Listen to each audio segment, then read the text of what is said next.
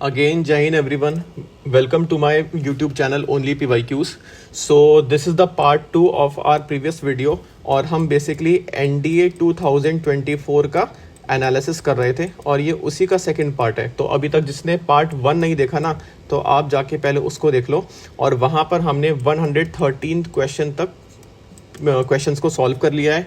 बहुत सारे क्वेश्चंस हमने PYQ बेस देखे हैं, ठीक है, PYQ बेस, और बहुत सारे क्वेश्चंस NCERT बेस डायरेक्टली हैं। तो दोनों का ही सोर्स हमने आपको दिखाते हुए क्वेश्चंस को सॉल्व करवाया है। अब ये उसी का सेकंड पार्ट है, और तो आप इसको भी देखो वीडियो। और एक रिमाइंडर मैं आपको देना चाहूँगा, जिसने अभी तक मेरा टेलीग्राम चैनल ज्वाइन नहीं करा है, आप मेरे टेलीग्राम चैनल को ज्वाइन करो।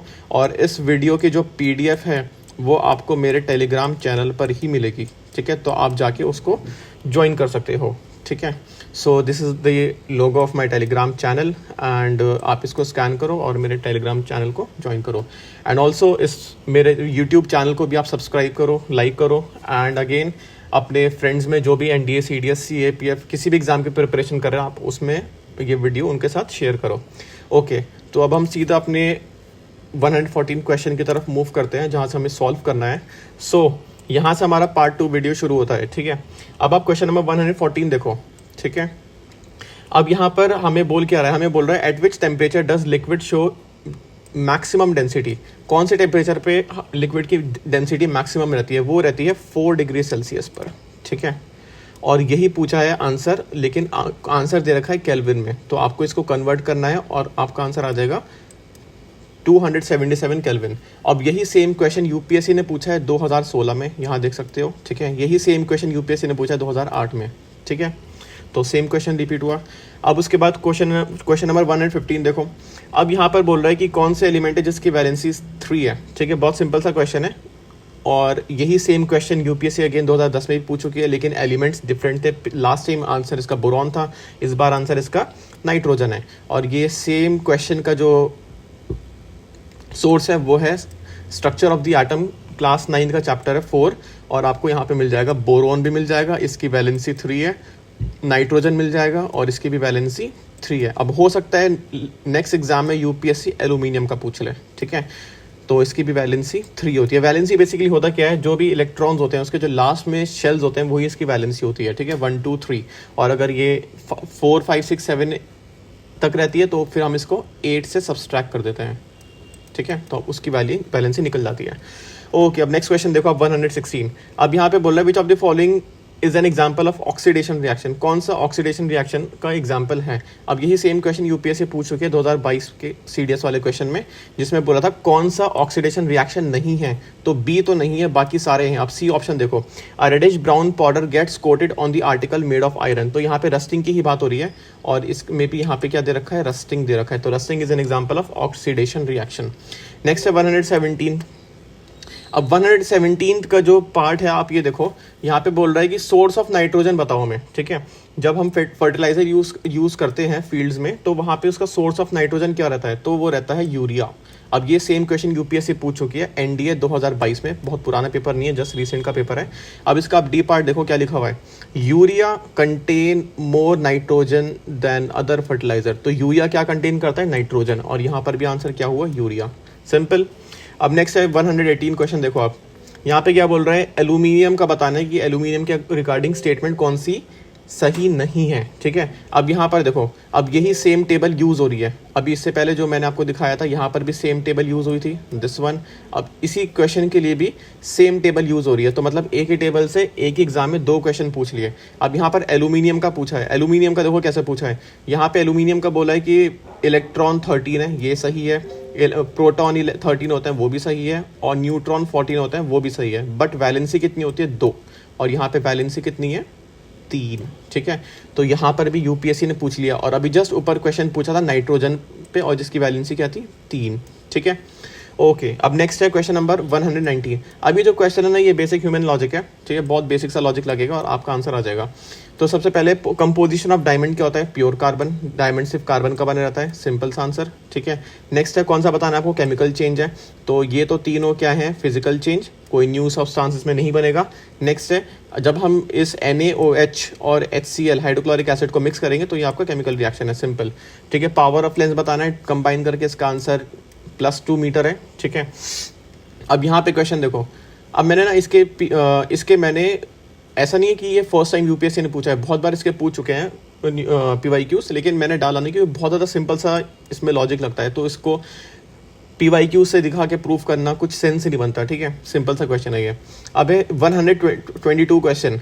अब यहाँ पे पूछ रहा है, देखो ये बहुत अच्छा क्वेश्चन बनाया यूपीएससी ने कि जो ऑल्टरनेटिंग करंट होता है, ठीक है, जो डोमेस्टिक सप्लाई के लिए जो यूज़ करते हैं इंडिया में, तो वो अपना डायरेक्शन कितने टाइम्स के बाद चेंज कर लेती है, तो दैट इज़ 1/100th सेकेंड में, ठीक है। और ये क्वेश्चन का सोर्स है magnetic effect of electric current, ठीक है, और पेज नंबर 237 आपको यहाँ पे मिल जाएगा। In India the AC changes direction after every 100th second. Clear, simple, direct from NCERT। Next question देखो, अब ये क्वेश्चन देखो विजयनगर एम्पायर पे क्वेश्चन पूछा है, बोला है कि वो किसके बिहाफ पे रूल करते थे, तो इसका आंसर है विरूपाक्षा, और यही सेम चीज़ PYQ में रिपीटेड है, और इवन दो ये NCERT में भी साफ साफ लिखी हुई है, ठीक है, NCERT में लिखी हुई है। अब यहाँ पर देखो क्वेश्चन नंबर स्टेटमेंट 1 रीड करो, क्या लिखा है, the king claim to be rule on the behalf of Virupaksha, तो यही सेम चीज़ इन्होंने यहाँ पर पूछ ली, ठीक है। ओके, अब नेक्स्ट है 127, देखो 127 क्वेश्चन क्या लिखा हुआ है, Domingo Paes describe a king in these word. अब यहाँ पे एक स्टेटमेंट दे रखी है, of medium height and of fair complexion and of good figure, fat rather than thin, तो ये बेसिकली ही has on his face sign of small pox, तो ये बोल रहा है कि किसके बारे में यहाँ पे बात हो रही है, तो यहाँ पे बात कर रहे हैं हम कृष्णदेवराय के बारे में, और इसका सोर्स है अगेन थीम 2 कृष्णदेवराय का जो चैप्टर है विजयनगर एम्पायर का, उसमें आपको ये टेबल मिल जाएगी, ठीक है। चैप्टर के लास्ट में ये टेबल दे रखी है, ये बॉक्स दे रखा है बेसिकली, और उसमें आपको ये मिल जाएगा। क्लियर। अब नेक्स्ट है 128। अब 128 देखो, यहाँ पे बोला है कि डिस्क्वालिफिकेशन कौन से ग्राउंड पे होता है, ठीक है, तो ग्राउंड्स तो नहीं पूछा है, लेकिन यहाँ पे शेड्यूल पूछ लिया, बहुत सिंपल सा क्वेश्चन है, और इसका आंसर है 10th शेड्यूल, और यही सेम क्वेश्चन CSE 2014 में एग्जैक्टली बिल्कुल सेम पूछ रखा है यूपीएससी ने, ठीक है। अब नेक्स्ट है 129 क्वेश्चन। अब 129 क्वेश्चन सिंपल क्वेश्चन है, अटॉर्नी जनरल के बेसिस पर है, जिसको थोड़ा सा भी कंसेप्ट पता है अटॉर्नी जनरल का, उसने ये क्वेश्चन को अटेम्प्ट कर लिया होगा। अब यहाँ पे फर्स्ट स्टेटमेंट रीड करोगे, बहुत जनरल सी स्टेटमेंट है कि वो गवर्नमेंट ऑफ इंडिया को रिप्रेजेंट करता है एवरी कोर्ट में, ठीक है, from time to time be referred और assign to him by the president of India. और जो सॉलिसिटर जनरल ऑफ इंडिया होता है वो असिस्ट करता है अटॉर्नी जनरल ऑफ इंडिया को, और सॉलिसिटर जनरल ऑफ इंडिया के अंदर बहुत सारे अटॉर्नी जनरल होते हैं, ठीक है, तो बोथ स्टेटमेंट आर करेक्ट, ठीक है, तो यहाँ का इसका आंसर होगा C। और यही सेम चीज़ अटॉर्नी जनरल के बेसिस पर क्वेश्चन दे रखा है। आप क्वेश्चन नंबर B पढ़ो, क्या लिखा हुआ है, he shall have a right of audience in all court, सारे मतलब कोर्ट में वो गवर्नमेंट ऑफ इंडिया को रिप्रेजेंट कर सकता है, और यही काम होता है AGI का, ठीक है, AGI, attorney general of India. Next है 130 क्वेश्चन, ठीक है। अब यहाँ पे पूछ रहे हैं कौन सी कमेटी जिसमें अपर हाउस राज्यसभा के मेंबर नहीं होते, ठीक है, तो सिंपल सी है, कौन सी है, एस्टीमेट कमेटी होती है, और इसमें 30 मेंबर्स होते हैं, और 30 के 30 कहाँ से होते हैं, लोकसभा से, LS से होते हैं, सिंपल। और यही सेम क्वेश्चन यूपीएससी 2018 CAPF के क्वेश्चन में पूछ चुकी है, ठीक है। क्या बोले, नो मेंबर राज्यसभा को कोई भी मेंबर नहीं होना चाहिए, तो आंसर क्या है इसका, एस्टीमेट कमेटी। नेक्स्ट है 131 क्वेश्चन, ठीक है। अब यहाँ पे ये बोल रहा है कि मनी बिल राज्यसभा के पास जब आता है तो उसके पास कितने दिन की टाइम लिमिट होती है कि वो उसमें रिकमेंडेशन अपना बता सकता है, तो वो होती है 14 डेज की, ठीक है। और यही सेम क्वेश्चन यूपीएससी पूछ चुकी है CAPF 2009 में। C स्टेटमेंट पढ़ो आप, Rajya Sabha can delay the passing of a money bill up to the maximum period of 14 days, तो 14 डेज का ही उसके पास मोहलत दी जाती है, और अगर 14 डेज में उन्होंने कुछ नहीं करा तो बिल ऑटोमेटिकली पास हो जाता है, ठीक है। अब नेक्स्ट है आर्टिकल 19(1) से पूछा है क्वेश्चन, ठीक है, और इसका आंसर C है, ठीक है। Freedom under this article are not absolute freedom नहीं है, और रीजनेबल रिस्ट्रिक्शन गवर्नमेंट लगा सकती है, ठीक है, और इस फ्रीडम के लिए। और अगेन सेम देखो आर्टिकल 19(1) के पार्ट से यूपीएससी अगेन क्वेश्चन पूछ चुकी है। क्लियर। नेक्स्ट 133 क्वेश्चन देखो, कनक लगा बरुआ। अब देखो ये क्वेश्चन बंदे छोड़ के आएंगे, ठीक है, क्योंकि ये जो फ्रीडम फाइटर हैं ये बहुत नोन नहीं है, ठीक है, जिसने बहुत डीप में मॉडर्न हिस्ट्री पढ़ रखी है तो उसको तो उसके बारे में पता होगा, but most of the aspirant को नहीं पता होगा, और वो छोड़ के आएंगे। और अगर आप छोड़ के आ रहे हो तो आप अपने मार्क्स काफ़ी लूज़ कर रहे हो, क्योंकि ये चीज़ एनडीए 2023 के पेपर में, बहुत पुराना पेपर नहीं है, जस्ट रिसेंट, पिछले साल यूपीएससी ने कनकलता बरुआ के बारे में पूछा है और इसका आंसर क्या होगा, क्विट इंडिया मूवमेंट। तो इसका आंसर भी क्या होगा, क्विट इंडिया मूवमेंट। अब नेक्स्ट है कोरियोलिस फोर्स के बारे में पूछा है कि कोरियोलिस फोर्स लार्जेस्ट कहाँ पर होता है, तो वो लार्जेस्ट होता है कहाँ पर, एट द पोल्स, बेसिकली यहाँ पे नॉर्थ पोल हो या साउथ पोल हो, कहीं दोनों पोल्स में कोरियोलिस फोर्स सबसे ज़्यादा मैक्सिमम होता है। और यही स्टेटमेंट यहाँ पे दे रखी है, it is maximum at the poles, ठीक है, maximum at the poles and absent at the equator. Clear, direct from the PYQs। Next है 137 क्वेश्चन, देखो आप, अब यहाँ पे बोल रहा है ईस्ट फ्लोइंग रिवर कौन सी है, ठीक है, तो हमें बतानी है ईस्ट फ्लोइंग रिवर कौन सी है, नॉट, ना कि वेस्ट। अब यहाँ पे देखो, पहला यहाँ पे दे रखा है इन्होंने काली नदी, काली नदी का स्टेटमेंट देखो यहाँ पर, ये CSE 2007 के पेपर में यूपीएससी ने पूछा है, रिवर काली नदी is a east flowing river, और ये स्टेटमेंट गलत है, ठीक है, एजर्शन इनका यहाँ पर गलत है, ठीक है। तो 4 गलत हुआ, जब 4 गलत हुआ तो ये चला गया, ये चला गया। अब हमारा 1 तो बिल्कुल ठीक है, ठीक है, इसमें कुछ चेक करने की जरूरत नहीं है। अब रही बात 3 की, ठीक है, तो जो हमारा पेन्नार रिवर है वो हमारा ईस्ट फ्लोइंग रिवर है, ठीक है, तो हमारा आंसर हो जाएगा 1 और 3, सिंपल।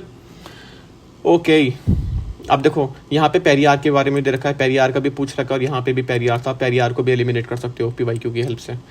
अब नेक्स्ट है 138 क्वेश्चन, देखो यहाँ पे ट्रिब्यूटरी और रिवर्स दे रखी हैं और आपको बताना है कोई कौन किससे मतलब जो रिलेशन दे रखा है क्या वो ठीक है या गलत है। तो कबिनी रिवर कावेरी की है, ठीक है, this is correct. Manjra river Godavari की, ये भी करेक्ट है, लेकिन भीमा रिवर महानदी की नहीं है और भावनी कृष्णा की नहीं है, ठीक है। अब देखो यहाँ पर कबिनी CDS 2024 में पूछा है, जस्ट जिस दिन आपने NDA का पेपर दिया था और दूसरे लोग CDS का पेपर दे रहे थे, तो उनसे काबिनी के बारे में पूछा और आपसे किसके बारे में पूछ लिया, आपसे भी काबिनी के बारे में पूछ लिया, ठीक है। दूसरा यहाँ पे कावेरी होती है, काबिनी भावनी रिवर, जो यहाँ पे भावनी कृष्णा के दे रखा है ना, तो ये गलत है, भावनी इज फॉर कावेरी और भीमा इज फॉर कृष्णा, जो भीमा रिवर है वो कृष्णा की है, ठीक है, नॉट महानदी, तो ये भी गलत हो जाता है, ठीक है। तो इसका आंसर होता है 2 और 3, डायरेक्टली देखो PYQ से सॉल्व हो रहा है। नेक्स्ट है, अब यहाँ पे लेटराइट सॉइल का है, ठीक है, लेटराइट सॉइल के बारे में बहुत बार यूपीएससी पूछता है, सॉइल चैप्टर ही यूपीएससी के लिए बहुत इंपॉर्टेंट है। और यहाँ पे ये पूछ रहा है कि लेटराइट सॉइल में सबसे ज़्यादा अमाउंट में क्या चीज़ मिलेगी, वो हमें मिलेगी पोटैश, और ये चीज़ मेंशन है NCERT में, ठीक है, ये CP क्वेश्चन है, कॉपी पेस्ट, ठीक है।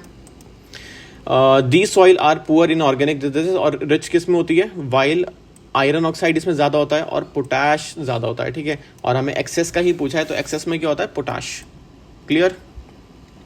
नेक्स्ट रिवर ब्रह्मपुत्र, ठीक है। अब रिवर ब्रह्मपुत्र के बारे में देखो, यहाँ पे बोल रहा है कि ये मानसरोवर लेक से राइज करता है, बिल्कुल ठीक है। यहाँ पे मानसरोवर लेक के बारे में पूछ रहा है और इसमें ब्रह्मपुत्र भी इंक्लूडेड होती है, और इसके अलावा इंडस और सतलज भी है जो ब्रह्मपुत्र से निकलती है, तो ये CA पे 2014 में पूछा है। नेक्स्ट ये बोला है कि जो ये यू टर्न लेती है दमचा बारवा से, फिर उसके बाद ये इंडिया में एंटर करती है, ये स्टेटमेंट भी बिल्कुल ठीक है। क्लियर है। तो यहाँ पर लिखा हुआ है CSE 2011 के पेपर देखो, उसके क्वेश्चन में Brahmaputra makes a U turn in its course to flow into India, ठीक है। तो this statement is also correct. तो दोनों स्टेटमेंट PYQs के हेल्प से सॉल्व हो रही हैं। अब नेक्स्ट है not correct about NATO. So ये हमारा लास्ट क्वेश्चन होने वाला है, और मैंने बेसिकली जो बाकी क्वेश्चंस छोड़े हैं 140 के बाद से, वो मैंने इसलिए छोड़े हैं क्योंकि वो क्या हैं, वो हैं करंट अफेयर्स, ठीक है।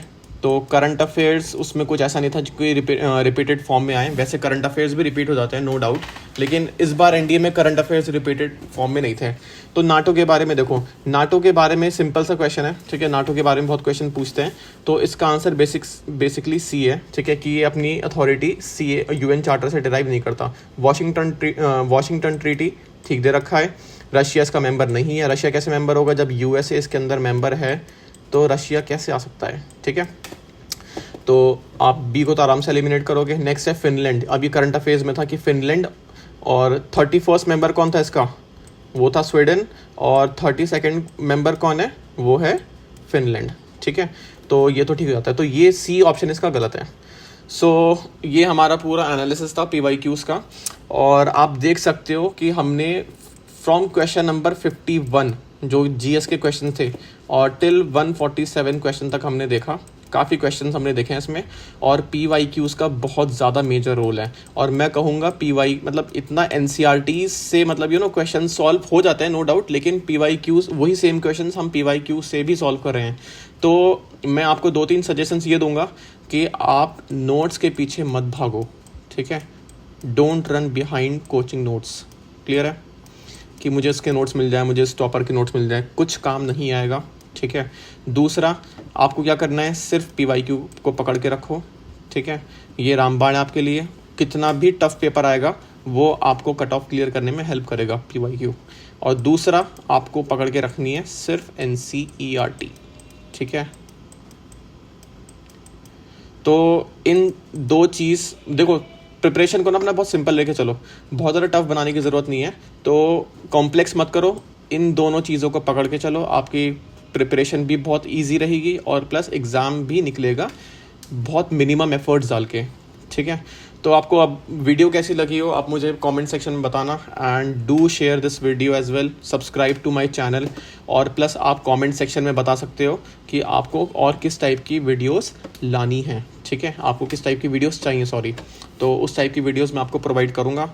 And do subscribe my Telegram channel, ठीक है। सब्सक्राइब फिर से मैं रिमाइंड कर रहा हूँ मेरे टेलीग्राम चैनल के लिए, आप इसको ओनली PYQs जाके सर्च करो और आपको मेरा टेलीग्राम चैनल दिख जाएगा, ठीक है। Okay, thank you.